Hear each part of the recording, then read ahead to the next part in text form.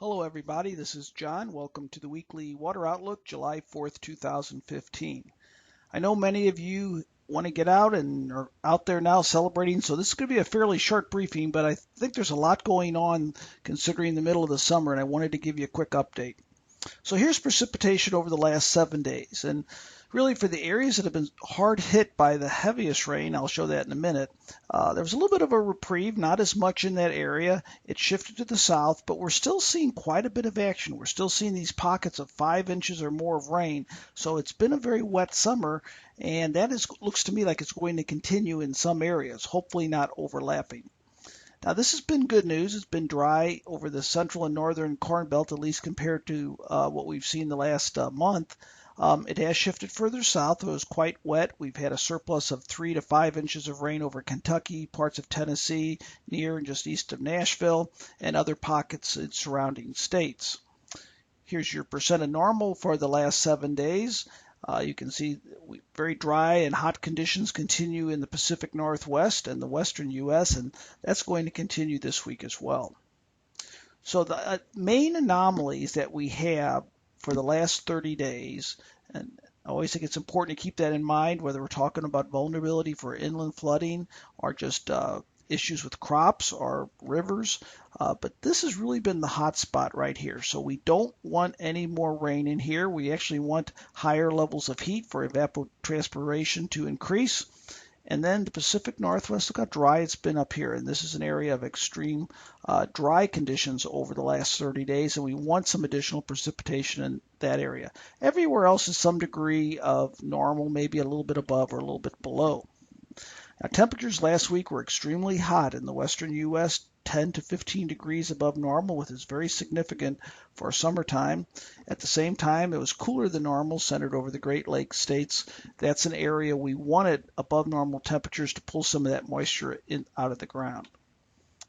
Now, rivers are remaining very high. I put out a blog or actually I'm putting it out next week, I believe, that shows how unusual that has been for this time of year. It's actually going opposite climatology, but what we have here is red is moderate, purple is major.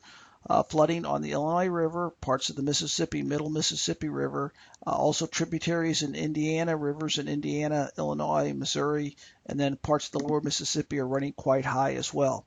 Now, many of these points are either near crest or have crested, and even if I see some heavy rain, which I'll be talking about, I don't think that's going to make a big change here as far as reversing the river. The volume's coming down fairly quick now, and I think that's going to be unlikely that it's going to bring it back up, and very unlikely that it'd bring it higher. But we do have a vulnerability here. We don't want, these are wet soils. Green is indicating very wet soils. Brown here is dry soils. So a couple vulnerabilities. One is from agriculture and river flooding. We really don't want any extra rain in this region. We have a vulnerability for tributaries in particular, but also the main stem rivers since they're running so high. And then in parts of Texas, we don't want a West Gulf tropical system in that area. It's still quite wet in that area, and runoff would be enhanced. Just wanted to give you some indication here on the eastern Corn Belt. This is Illinois, and you can see we sort of started out June in pretty good shape. These are traces of corn rated either good or excellent, and you can see how it really has dropped off here over the last 30 days. Now it's running really in the last 3 or 4 years sort of the lower range compared to not nearly as bad as 2012 with a drought, but you can see that extra rainfall is really starting to have an effect in that region. So here's your jet stream this week. Don't see a lot of shading one way or the other. That's saying the jet stream's about where it is expected to be, but we still see this very broad area of cooler than normal temperatures over the central U.S. and unfortunately over the Pacific Northwest, well above normal temperatures. Jet stream stays pretty much near normal through the middle part of July. And I don't see a whole lot of change in temperatures, with again continuing above normal temperatures in the Pacific Northwest and below normal temperatures in the middle part of the country. And then as we get right smack in the middle of the month, what I see here is beginning of a ridge in the west, but still not strong enough to change conditions. And overall, still this pattern of above normal temperatures in the western U.S. and below normal temperatures over the central part and the Midwest. So that's the temperature pattern. Let's look at precipitation. And summertime precipitation is always very difficult to sort of pinpoint where that'll be. And this is like, it's not the worst news, but it's not the best news either. It looks to me like at least northern Illinois, Indiana, the rainfall will be closer to normal, at least not the excessive amount of rainfall. But there's still this pocket of very heavy rainfall, 2 to 3 inches, that's going to affect parts of southern Illinois and southern Indiana. We don't want that in that region. And this could aggravate the flooding a bit. I don't think it's widespread enough to cause any major issues, but it could produce some slowing down of the recession right in a few points right along the Mississippi, right in that area.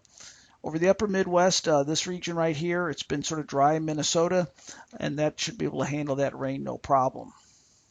So here are your anomalies of precipitation. I'll go through them fairly quick. Week 1. And the big trend that I see is a continuing general sort of dryness over the southeast U.S. and then a shifting of precipitation anomalies above normal from the eastern Corn Belt into the core central part of the U.S. And here we go. This is week 3.